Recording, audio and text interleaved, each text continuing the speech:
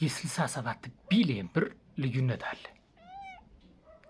በኦሮሚያ ክልል ዓመታዊ በጀት ዓመትና በአማራ ክልል ዓመታዊ በጀት ዓመት 67 ሚሊዮን ዓመታዊ በጀት ልዩነት አለ።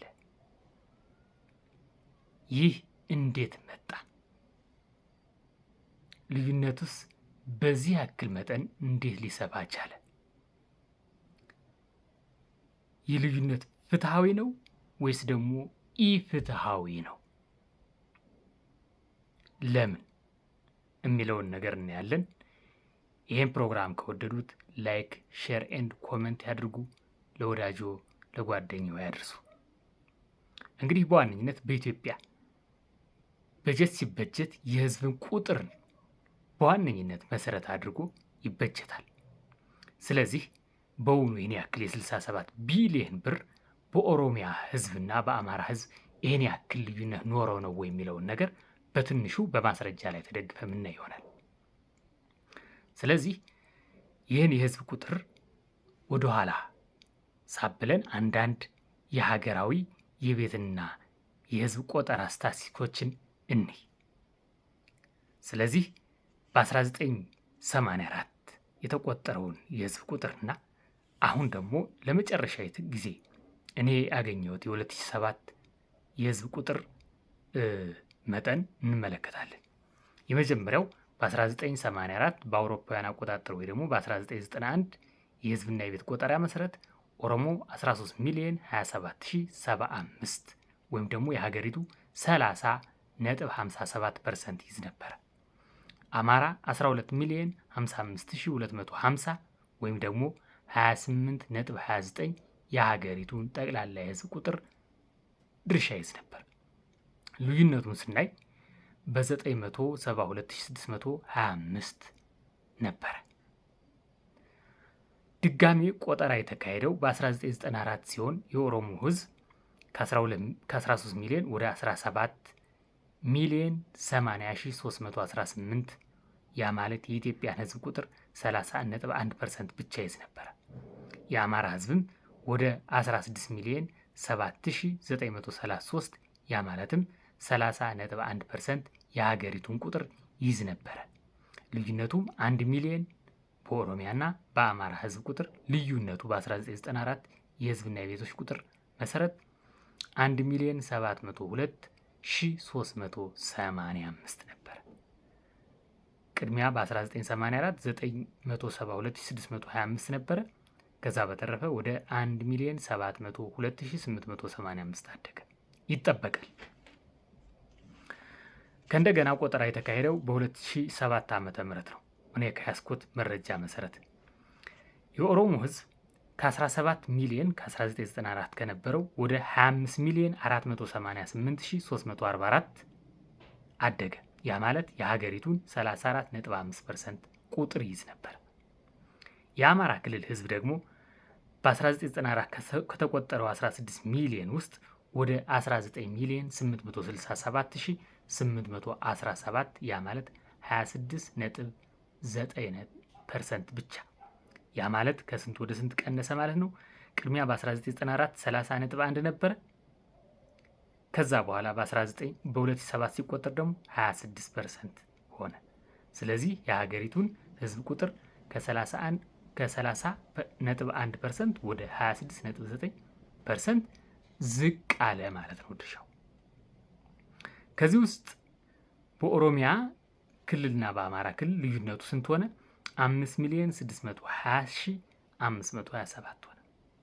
የኦሮሞ ህዝብ ከ17 ሚሊዮን ወደ 25 ሚሊዮን ያ ማለት የ8 ሚሊዮን ጭማሪ ሲያደርግ አማራ ከ16 ሚሊዮን ወደ 19 ሚሊዮን ያ ማለትም የ3 ሚሊዮን ጭማሪ አድርጓል። እሰቡት። የኦሮሚያ ህዝብ 8 ሚሊዮን ጭማሪ አድርጓል። የአማራ ህዝብ 3 ሚሊዮን ብቻ ጭማሪ አድርጓል። ለኦሮሞ ህዝብ የህዝብ ቁጥር እድገት እንደ ኦሮሞ ህዝብ የአማራ ህዝብ በኦሮሞ ህዝብ እድገት ልክ ቢቆጠር ከ16 ሚሊዮን ወደ 23 ሚሊዮን ይደርስ ነበር። በስንት ቀነሰ? በ4 ሚሊዮን ህዝብ ቀነሰ። ስለዚህ 4 ሚሊዮን ህዝብ የት ገባ ነው። እዚህ ላይ ነው እንግዲህ ስራ የተሰራው። እንግዲህ በጀት በህዝብ ቁጥር መሰረት ተደርጎ የሚበጀት ከሆነ የህዝብ ቁጥር ማነስ ወይ ደግሞ ህዝብ መጥፋትን ብቻ ሳይሆን የአማራ ክልል የሚያገኘው በጀት በሚደረገው ወይ ደግሞ ባለው የህዝብ ቁጥር ስለሆነ ጉዳቱን እዚህ ላይ ተነስተን አናላይዝ ማድረግ እንችላለን ማለት ነው።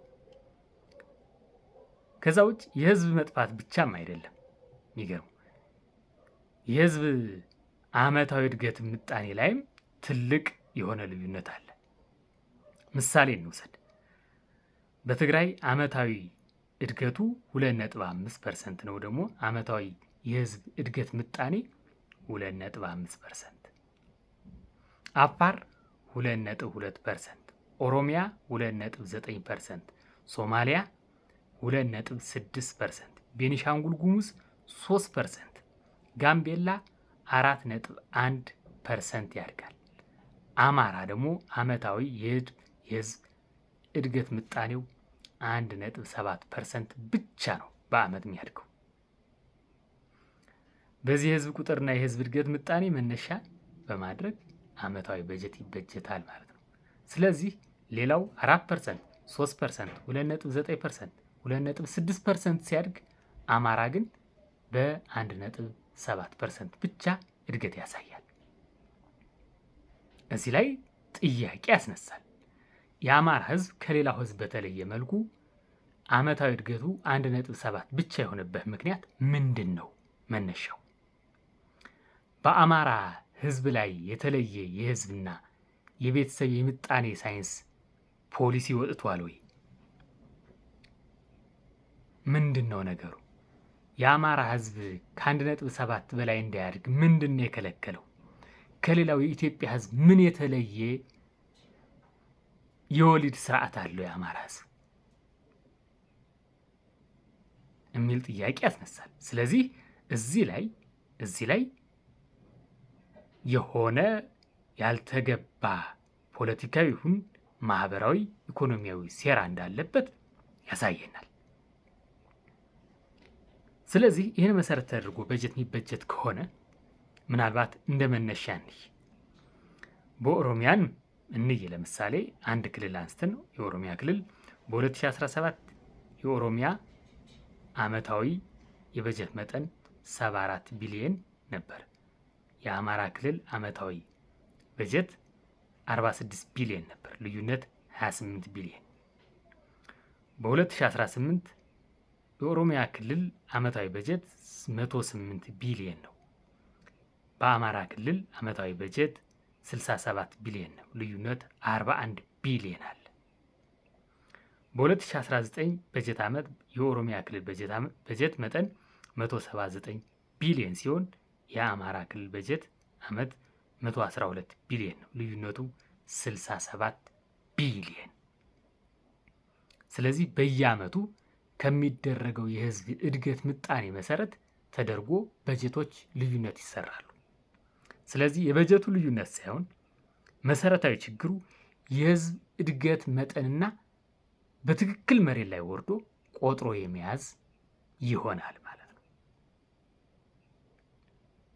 ያም ሆነ ይህ እንደኔ ከላይ ቆጠራ ላይ እንዳየነው ከታችም አመታዊ የህዝብ እድገት ምጣኔ ስናይ በአማራ ህዝብ ላይ ያለው መዋቅራዊ ጭቆና ከፍ ያለና ግልጽ ማሳያችን ነው። ስለዚህ አሁን ላይ ያለው የክልሎች የበጀት አበጃጀት ልዩነት የአማራ ህዝብ በሁሉም ነገር በተለይ በኢኮኖሚው ደረጃ የተጎዳ እንደሆነ የዚህ የህዝብ ቆጠራ ሂደትና የህዝብ አመታዊ የእድገት ምጣኔ በትክክል የሚያሳየን ይሆናል ማለት ነው። ስለዚህ ይህን መረጃ ከወደዱት ለወዳጅ ለጓደኛው ያዳርሱ።